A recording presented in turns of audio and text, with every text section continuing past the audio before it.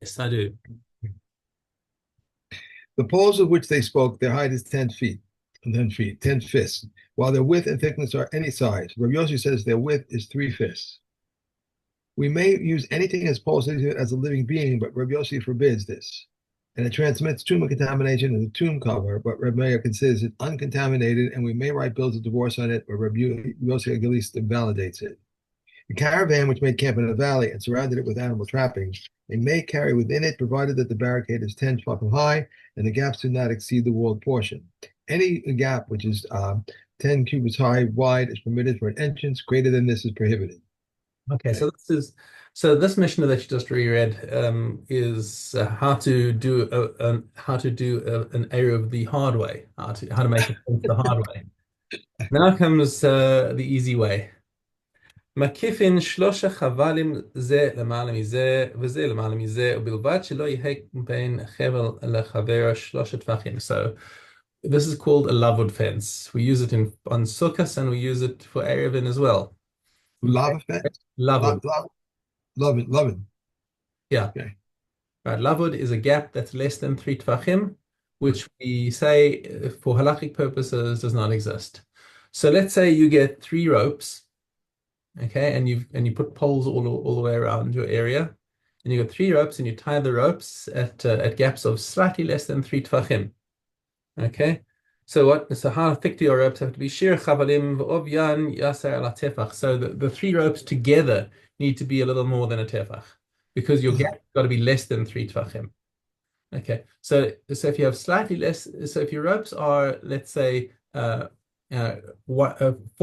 of a tefach. Okay, so then between them you've got more than a tefach of width of rope, and slightly less than 3 of each of the gaps, and then height comes to 10 tefachim. Right? Now you've got a good fence that'll keep that will be a proper partition. שיר חברים ועוביין יאסר על הטפח כדי שיהא הכל 10 טפחים. So now if you surround your encampment with that, then you've got a nice area that's cordoned off in a rishus yachid, and you can carry within there on Shabbos. Okay. Other thing you could do, next Mishnah, makifin bekanim. You get a whole bunch of bamboo sticks, okay, and you stick them in the ground. Take them in the ground less than 3 tvachim apart. Okay, just stick them in the ground less than 3 tvachim apart. And then you've got this is called, the previous one was a weft or a shesi, an Erev thing that goes across, right? So the three rows there that's going across. You can also have them going down on Okay. Right. the warp direction. Okay, makifin bekanim. ובלבד שלא יהיה בין חלקן לחבר 3 טפחים. Now says Rabbi Yehuda b'shi'arad dibru. Said this was only allowed for travelers, as it's a special heter for people who are traveling. And Chachamim say no, lo dibru b'shi'ara ela b'hoveh. That's the Shiloh was asked by a shi'ara. They came somebody, how do we make a fence to go around? And they said, oh, you can do this thing with kanim. That's possibly your easiest way of doing it.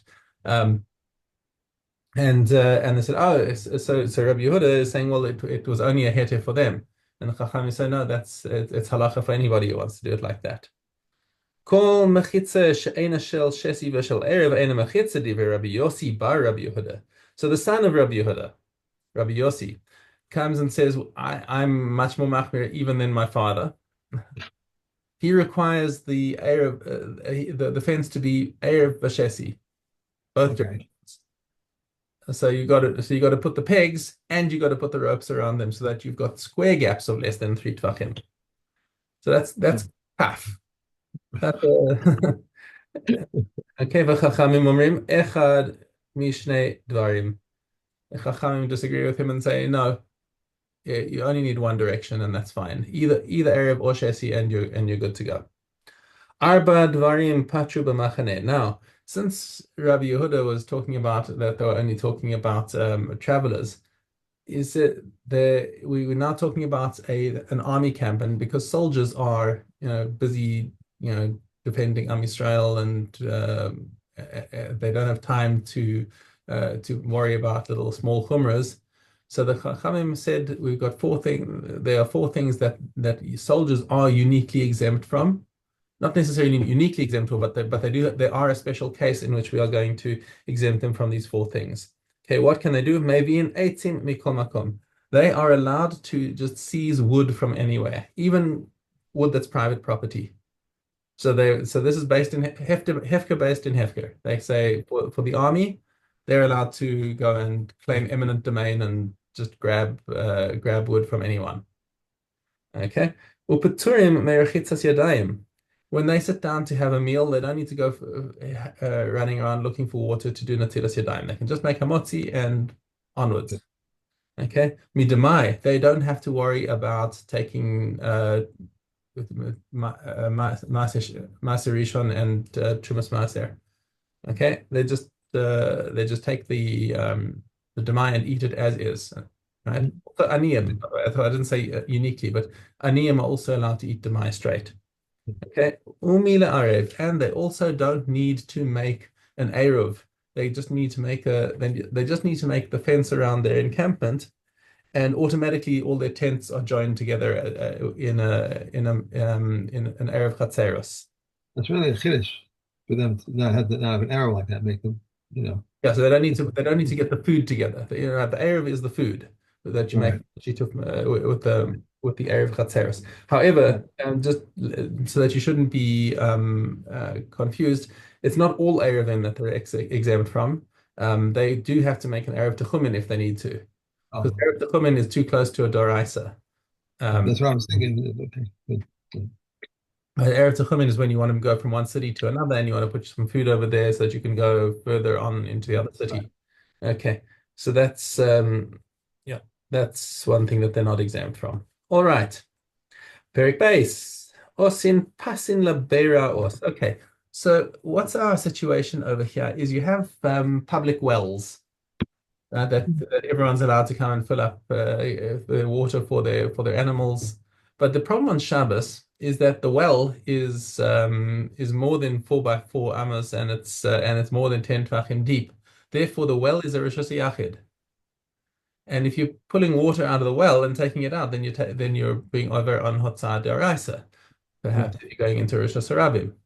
So what did they do? They said that around the public wells, they would put boards to. They have two pictures here. They have a picture like this. Exactly. Very good. There's another one. There's another one also that's single poles and double poles. Right. Okay. So we're going to have them all described in the Mishna.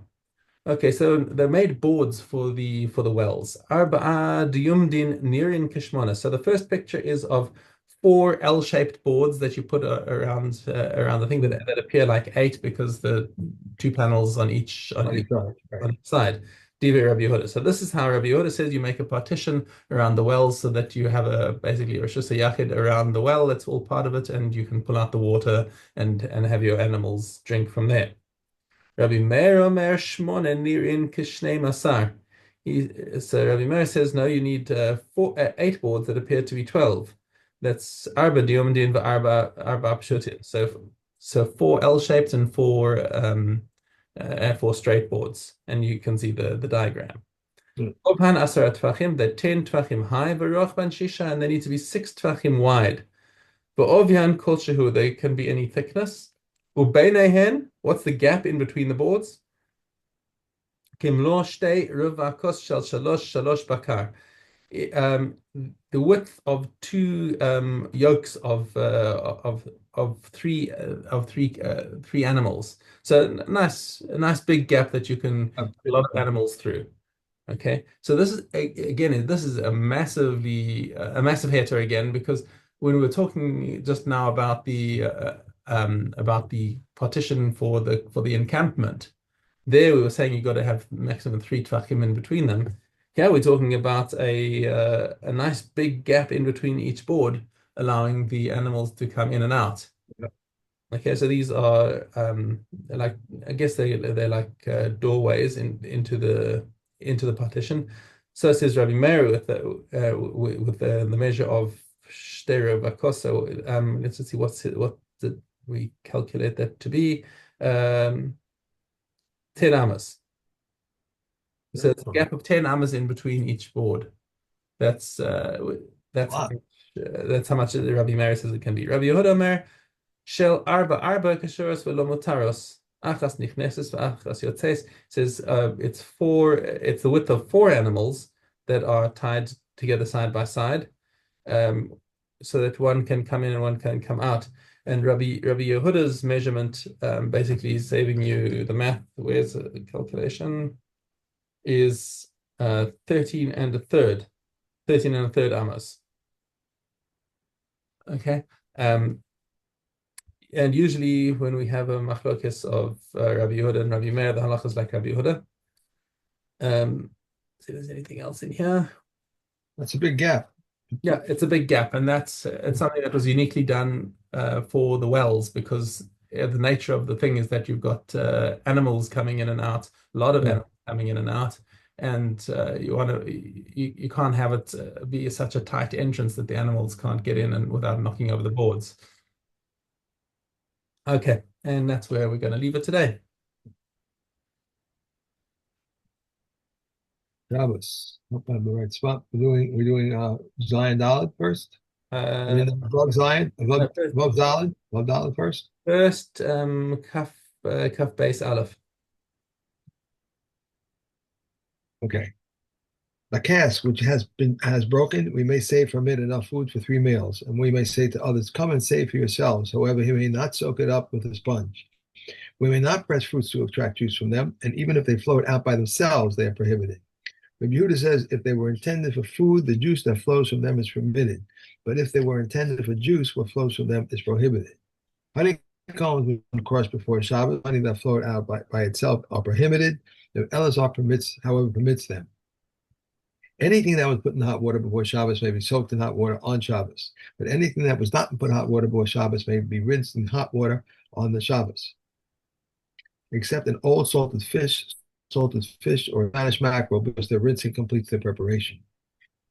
He may break open a cask to eat dried figs from it, provided that he does not intend to make a vessel.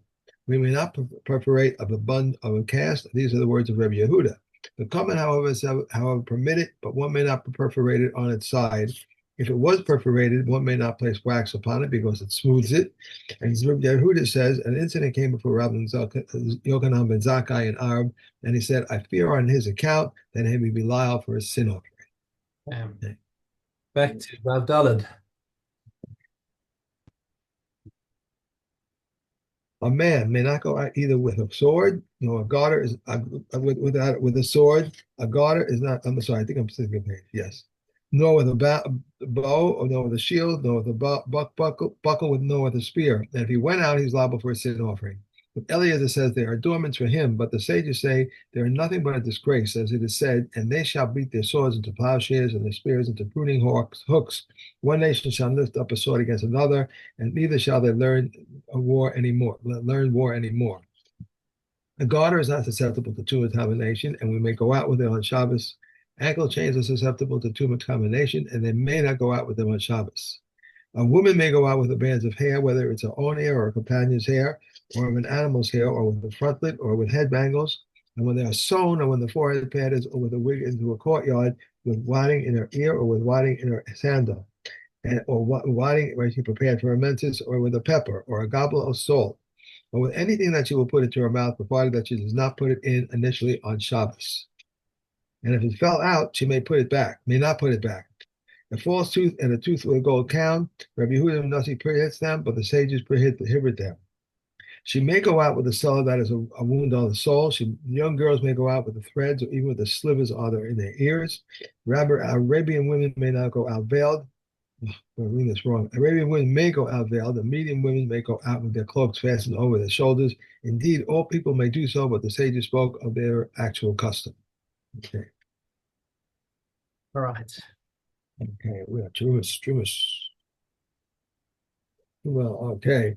That's the base.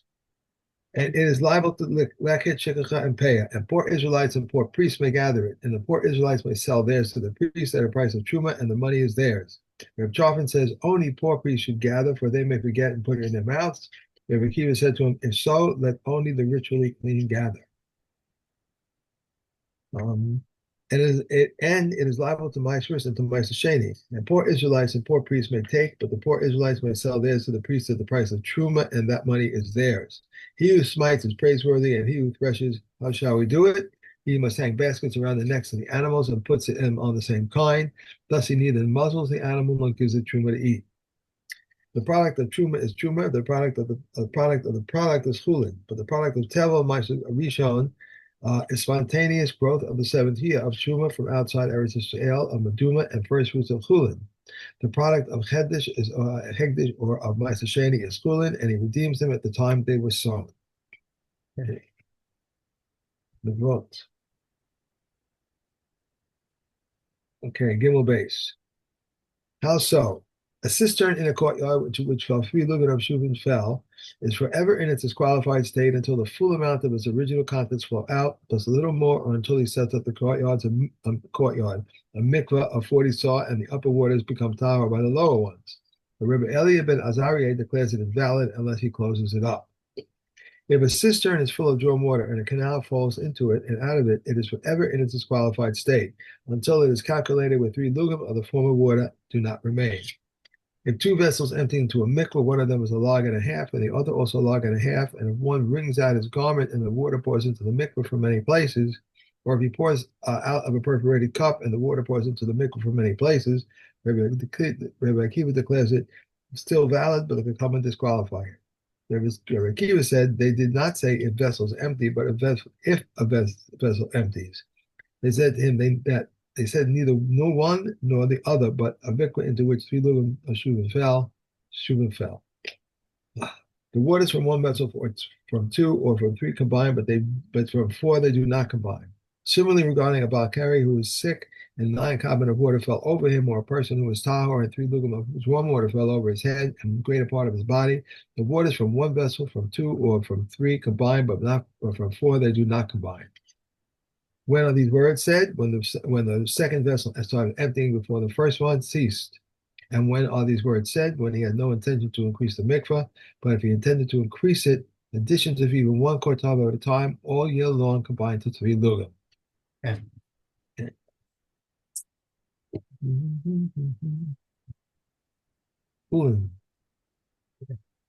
Okay, base hay.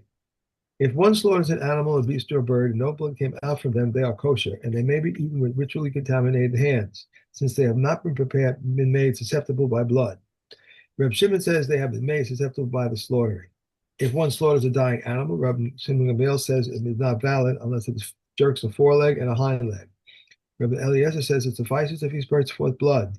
Reb Shimon says also one who slaughters at night and rises early the next day and finds the walls full of blood, it is valid because he spurted blood, which is in accordance with Reb Eliezer's opinion.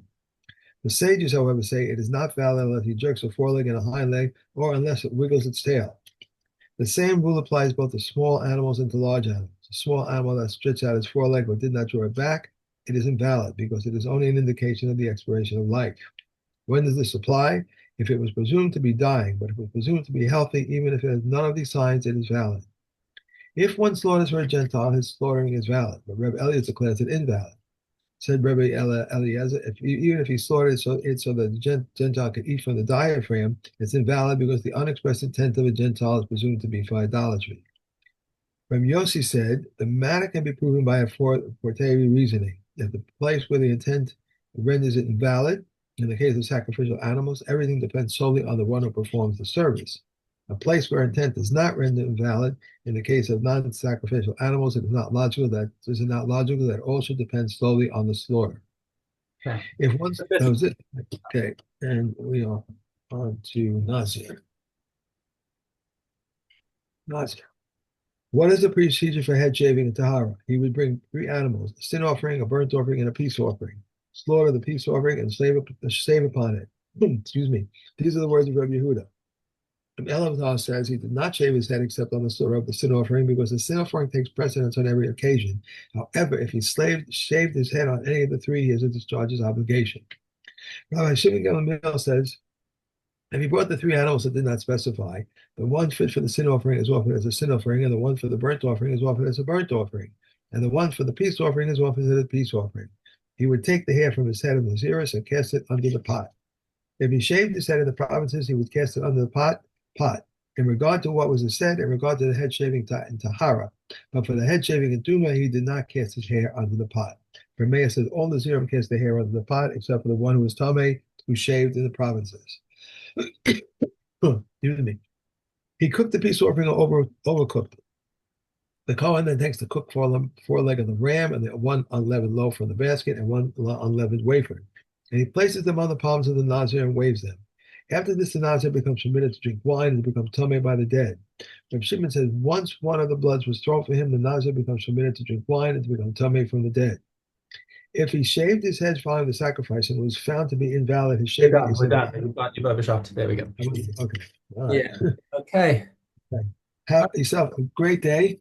Soon. Enjoy. Okay. And your wife is doing much better, I assume. She's doing okay. Improving. Walking around, everything good. Okay.